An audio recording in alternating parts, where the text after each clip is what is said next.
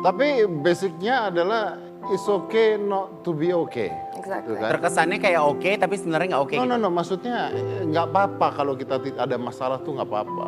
It's okay, kalau we are not okay, it's okay. Gitu kan banyak orang yang ada masalah lalu dia akhirnya minder sendiri, nggak berani ngomong, akhirnya tidak mendapatkan pertolongan kan. Iya, mungkin salah satunya karena emang dari kecil kita terbiasa dengan kalau misalnya kita nangis, udah nggak boleh nangis. Kalau misalnya sedih kayak udah nggak usah sedih-sedih, udah jangan berlarut-larut dalam kesedihan gitu. Ini gue suka Jadi, nih kata-kata ini nih. Iya, Karena jadi kita anak terbiasa. kecil itu akhirnya nggak mau cerita sama orang tuanya, nggak mau cerita sama keluarganya, karena dibiasakan untuk enggak.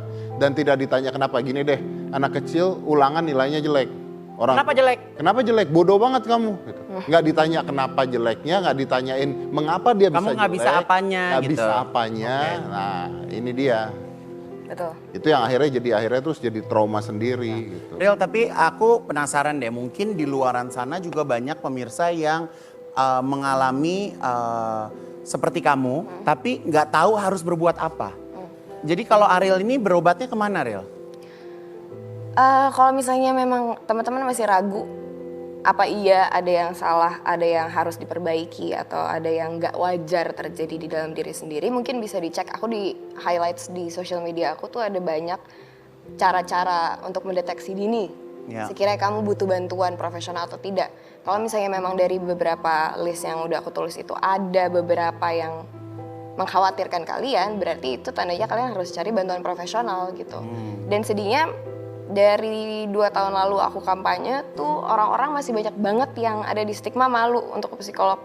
Karena dibilang, sorry ya, kayak takut dibilang gila gitu, ngerti nggak? Sedangkan kayak sebenarnya ya bener, it's okay not to be okay. Kenapa kita harus malu? Ketika kita sakit flu aja kita nggak malu untuk ke dokter, kenapa kalau misalnya ada gangguan kesehatan mental harus malu ke psikolog? Kadang mereka malu, kadang juga dibilang kayak lebay atau mau cari perhatian. Iya, dan Iya kembali nggak lagi sih? kita harus kayak refleksi diri aja sih.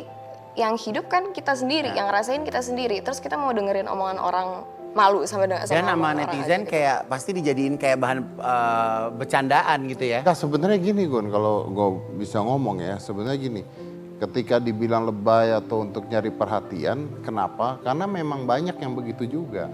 Ya. Karena mereka kebanyakan tidak mau ke profesional, karena malu ke profesional, akhirnya mereka sok-sokan self-diagnose. Diagnose. Menyimpulkan sendiri. Iya, Ya. dari majalah dia baca, oh kayaknya gue begini nih, oh kayaknya gue begini nih.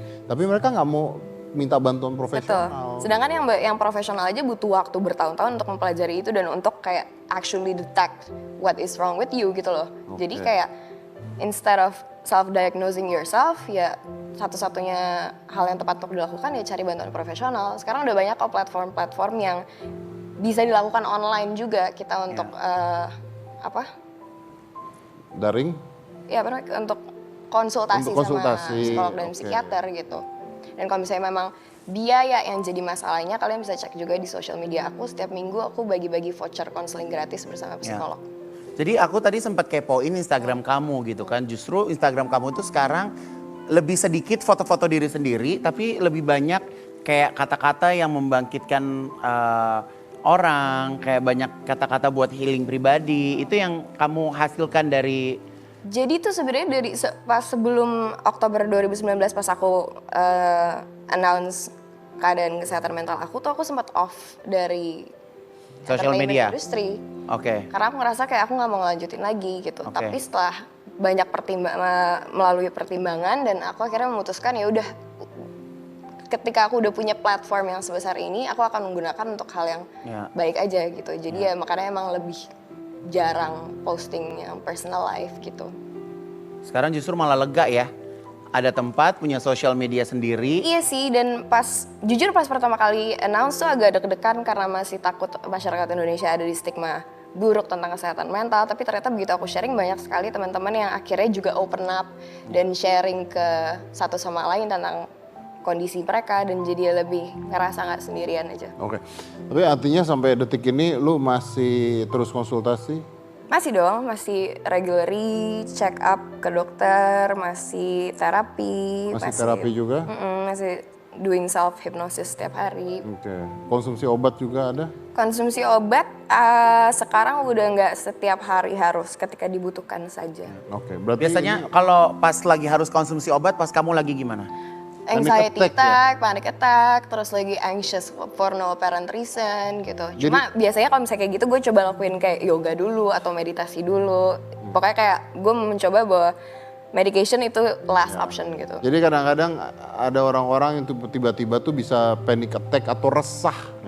Resah. Resah yang berlebihan ya. Tadi Resah yang berlebihan. kadang kan kita suka overthinking kan. Nih ya, suka overthinking menyimpulkan satu kejadian yang padahal belum tentu terjadi, iya nggak sih? Tuh. Nih ya Gun ya, jadi gini, yang dilakukan sama Ariel Tatum itu adalah dia pergi ke psikiater. Ya. Oke, ini harus diingat. Banyak orang yang salah juga, bukan psikolog, Ya. ada bedanya. Ketika ke psikiater maka dia bisa diresepkan obat, Ya. gitu. Nah, ketika dia resah yang berlebihan, dia menggunakan obat tersebut untuk menekan resahnya supaya tidak self harm. Tuh. Gitu, supaya tidak menyakiti diri sendiri gitu. Dan sebenarnya tadi Ariel udah mengatakan sebenarnya banyak cara, jadi itu last optionnya ya, last option olahraga tuh salah satunya olahraga. Lo percaya nggak? Gue di rumah tuh punya sauna. Ya. Gue di rumah punya sauna. Jadi kalau sometimes gue Lo ada sauna, tempat krimbat, ada kan di rumah lo semua ada, ya? bro, ada. Ih, salon Mak Dedi ya di rumah ya komplit.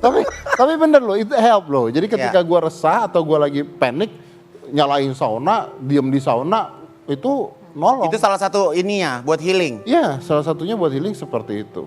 Oke. Dipijit itu salah satu untuk healing. Ya. Tapi memang tahapnya beda-beda gitu. Nah, tapi ketika biasanya lagi down, ada orang yang lebih baik diam, ada orang yang lebih baik bercerita atau ngobrol sama orang lain. Kalau lu down, lu lebih baik diam atau lu nyari orang? Gue ada fase-fasenya, gue tahu diri gue. Mana yang gue rasa gue masih bisa handle all by myself, yang mana yang gue harus kasih tahu orang sekitar, lingkar pertama gue nih, apa yang what's going on in my head right now. Oke. Jadi mereka bisa bantu gitu. Oke. Tapi kalau misalnya sekarang nih, saat ini, beberapa saat ini, kalau kamu pas lagi down, siapa yang orang pertama kali kamu cari? Yang pasti adik gue deh kayaknya. Adik gue, abis itu orang tua sih. Lu cari itu lu ngomong apa? Buat temenin Gue lu? kasih tahu bahwa kayak gue lagi ngerasa seperti ini, maaf kalau muka gue kayak gini. Terus biasanya mereka menawarkan bantuannya kayak ya udah mau ngapain, kita mau pesan makanan kah atau mau nonton yuk, kayak kita quality time atau gimana buat kayak distract. Oh, gue jadi dari untuk itu. distract masalahnya, Betul. distract keresahan. Karena gue terkadang nggak mau ngomongin lebih dalam karena gue anaknya suka cari tahu sendiri aja gitu loh dari gue. And Karena kayak sometimes there's you a don't lot want of to things. share it juga bisa kan? You want to share You it? don't want to share it, Exactly, ya kan? Kadang gue cuma pengen ngasih tau aja bahwa gue lagi nggak kenapa-napa nih. Gue kayak lagi anxious banget gitu. Mereka ya udah mau cerita apa enggak? Kalau nggak mau cerita, yuk kita ngapain yuk gitu. Tapi kadang keluarga juga jadi kayak nebak-nebak gitu gak sih? Mendadak khawatir sendiri tentang lo, padahal lo lagi biasa aja. Jadi gitu. gue tuh dulu kuliah psikologi. Terus gue tuh anaknya penuh fun facts.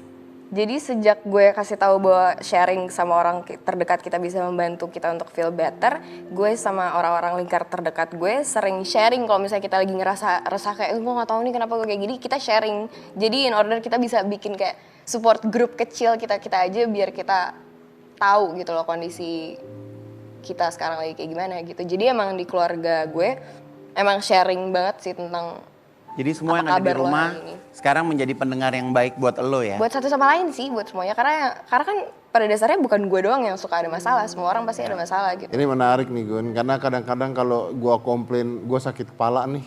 Belum tentu pusing ya? Belum tentu gua pengen ditanyain kenapa. Bisa aja gua cuma pengen lu pijitin gua doang. Bisa aja cuman. Ya gue kadang kalau gue lagi butuh lo, lagi kangen, gua nggak ada, telepon, lo nggak angkat. Gua nggak ada. Oh, lo nggak ada? Nggak ada gua. Jadi gitu emang kalau misalnya di WhatsApp Iya, tuh sekarang balasnya gitu. kayak 2 Curhatnya tahun kebanyakan. kemudian. Kok curhatnya kebanyakan? Kalau ngomong panjang lebar, bener. Tapi emang bener lo kalau di WhatsApp gak pernah bales. Iya males kalau bales dia juga. Maaf ya. Ya udah, kita break dulu ya. Break dulu ya. Oke. Ya udah, jangan mana-mana karena kita juga ini gue mau nanya nih tentang orang tua karena menurut saya peranan orang tua ini sangat penting. Apalagi di golden age ketika kecil, siapa tahu itu bisa menjadi sebuah masalah ketika Anda sudah besarnya. Itu bisa jadi seperti itu ya. Jadi jangan mana-mana, kita masih akan dengan Ariel Tatum tetap di OOTD, obrolan of the day. Live.